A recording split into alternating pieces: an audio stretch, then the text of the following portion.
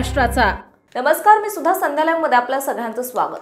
काही दिवसांपूर्वी गोपीचंद पडळकरांनी जयंत पाटलांवर खालच्या भाषेत टीका केली होती।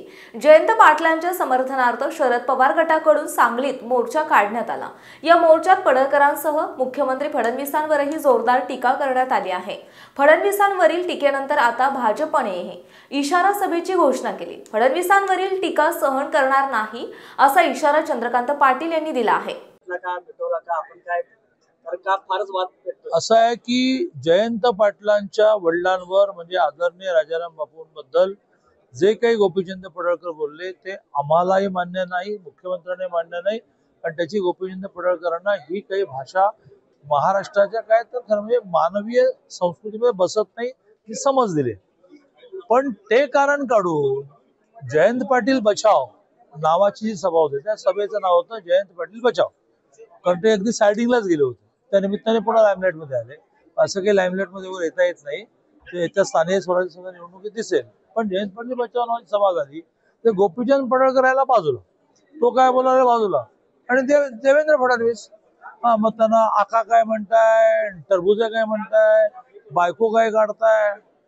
आम्ही हा प्रकार चालू देणार नाही आणि म्हणून आम्ही 1 तारखेला इशारा नावाची एक सभा करतोय किंवा तुम्ही पण नीट बोला, आम्ही पण। गेले 1.5-2 वर्ष सातत्याने तुमच्या समोर मी कंठशोष करून मांडतो आहे की राज्यातल्या 20 प्रमुख नेत्यांनी बसून राजकीय संस्कृती भयंकर घसरलेली आहे, यावर विचार विमर्श केला पाहिजे आणि डूज अँड डोंट्स करावे न करावे लिहून काढायला पाहिजे। कोणालाच त्याची पडलेली नाही, परिणामी कोणीही काही बोलतोय। आणि त्यामुळे जर जयंत पाटील आणि त्यांचे साथीदार आमच्यावर बोलणार असतील, आमच्या नेत्यावर बोलणार असतील, देवेंद्रजी, मोदीजी, आमच्या नेतृत्वाबद्दल आम्ही काहीही ऐकून घेणार नाही। लोकशाहीत तुम्हाला बोलायचा अधिकार आहे, लोकशाहीत आम्हालाही बोलायचा अधिकार आहे। तुम्ही बोलायचं बंद करा, आम्ही बोलायचं बंद करा। आज जयंत पाटलांनी ट्विट केलं, ते असं म्हणाले कुठे ती 350 कोटीची महसूल मंत्री असताना काढा ना, आम्ही अस्वस्थ होत नाही, कारण आम्हाला माहिती आहे की काही नाहीच आहे।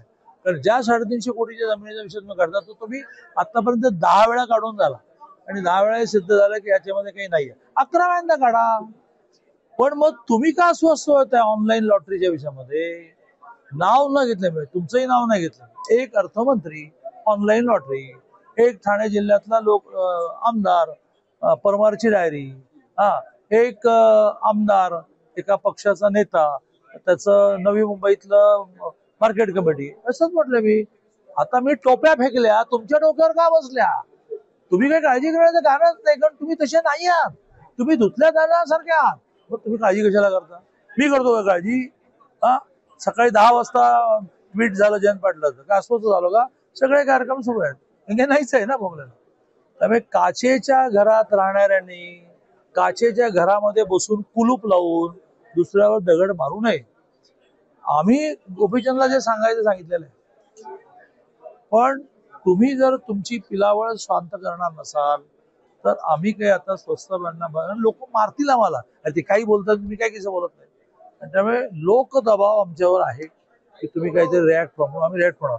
संपायचं आहे ना, जयंत पाटलांनी डिक्लेअर करावं की ह्या पुढे ह्या जिल्ह्यात तरी किमान अशा प्रकारचा कुठलाही विषय होणार नाही। आम्ही 1 तारखेची सभा रद्द करतो, हौस नाही आम्हाला।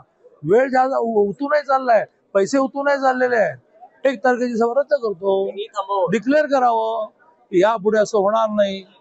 गोपीचंद पडळकरांनी जे राजाराम बापूंवर बोललं त्याच्याबद्दल काय प्रकाराने आम्ही कॉम्पेन्सेट करणार आहोत हे तुम्हाला 1 तारखेला दिसेल, कारण आमचं नेतृत्व तेवढं खंबीर आहे। गोपीचंद पडळकरांनी काय करायचं की ज्याच्यातून हा विषय संपेल। ताज्या आणि महत्त्वपूर्ण बातम्या पाहण्यासाठी आजच आमच्या संध्या लाईव्ह न्यूज चॅनलला YouTube वर सबस्क्राईब करा आणि बेल आयकॉन प्रेस करा।